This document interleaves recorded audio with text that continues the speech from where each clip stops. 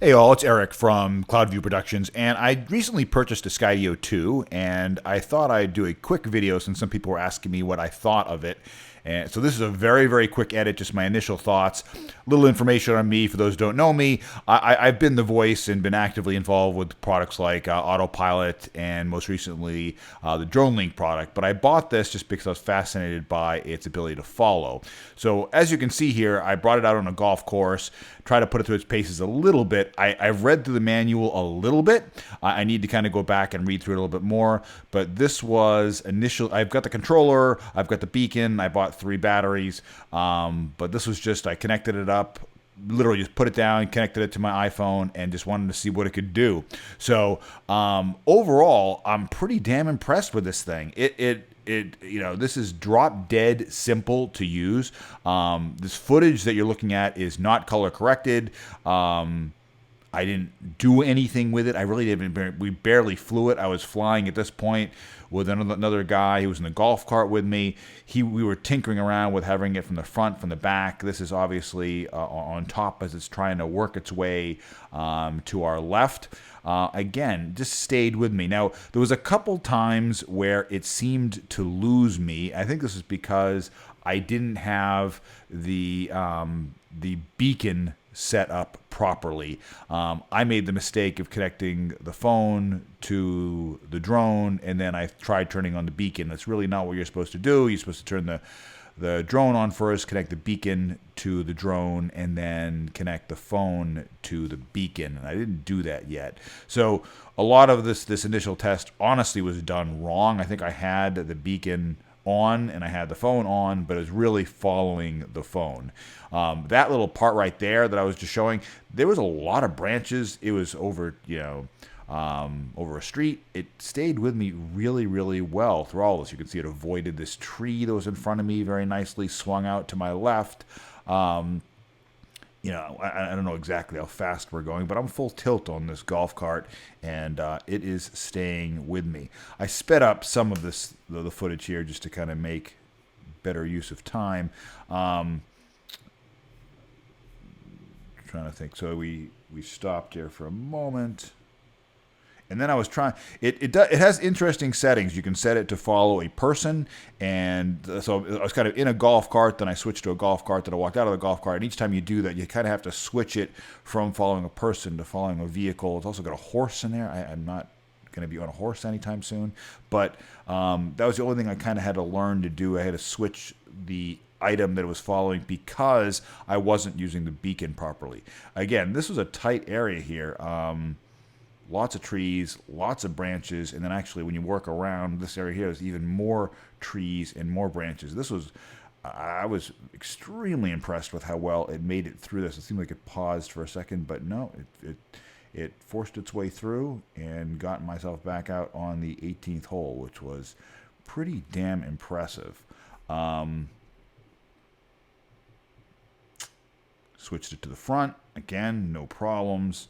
Again, having flown the Mavic 2 as well as the Inspire 2, Inspire 1, Phantom 4 Pro, all the DJI drones, I personally get a little nervous flying around branches, obviously. I have had a Phantom 4 clip a branch and fall and cause a $300 bit of damage, as well as destroy another drone. So I've had $800, $900 of damages caused by branches in the past. This thing, I'm getting used to being able to trust it a little bit more. Another, like, literally very tight area. You can see all the little branches, and I'm not even looking at this thing. I'm just kind of driving along, and it's doing a very nice job of keeping with me. Again, following the cart right now, and then when I get out of the cart, I think I have to switch it to follow the person. That's what I'm doing right here, is I'm kind of switching it to follow the cart, to following me, which, again, I thought it did a pretty damn good job of.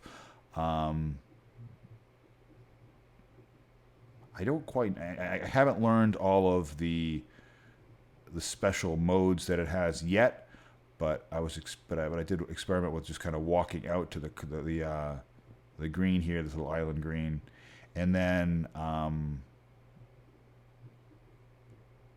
think I just cut over here at this point. I switched over. So this was I switched it to an orbit. and it did a really nice job. You can push the distance it is away from you back and forth. You can push the altitude that it is. I left the 8-foot restriction on right now only because I did see a recent post from somebody who had a problem with it diving into the water, so I'm not willing to kind of give that a go yet. But overall, I thought that it kind of got pretty. You can see it got pretty low here. Didn't seem to have too much of a problem with doing that.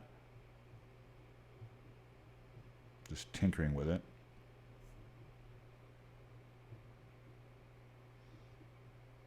I think part of the interesting thing right now is trying to figure out the best uses for this product. Again, since I have a Phantom 4, I have Inspire 2, I have my Mavic 2 Pro, which is really my go-to drone anyway. I was looking at this thing more for follow capability.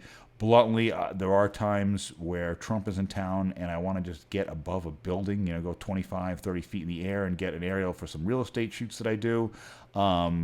This thing seems to be able to, I don't think this thing is restricted by TFR, so I think it's another little benefit to this thing versus getting some of the other ones that are out there. But again, this is another little area where it did very, very well. There was tight trees here and made it through without a problem. Now I did do one other thing. So after this little segment here, where am I? So I came back home, and now I only have the beacon. I turned the drone on, put the beacon on, no phone, no controller, and I accidentally actually started this droney thing. I pushed this little up button on there twice, and it went into droney mode. So my fault. I really didn't even know that how to initiate a droney via the beacon. I saw how to do it on the iPhone, but this is how you do it on it is capable to do it directly from the beacon, which was cool. And again, it worked very, very well. Just kind of click it in, went out to a reasonable distance, and kind of came right back to me. And then I have an electronic skateboard, and again, I wasn't really pushing it because I was a little bit paranoid, watching for cars. Didn't want to have a car clip me. But net, this is obviously flying in front of me. Did a really nice job at keeping me in frame. There are branches that kind of come down in front, overlap onto the street, and it just kind of avoided them. It kept with me the whole time. I think it did a really good job of keeping me centered in frame. And I didn't push it. Again, I was really kind of keeping a close eye on this thing, as well as cars that do kind of zip around this neighborhood at times. But even making that turn, managed to keep me in frame in front. And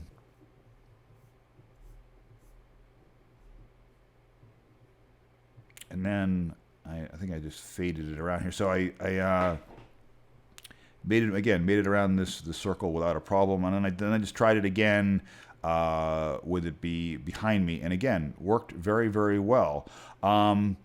I didn't, with using the beacon, I could actively switch it from front to back to side. It'll actually do kind of, the northeast, or northeast, southeast, southwest.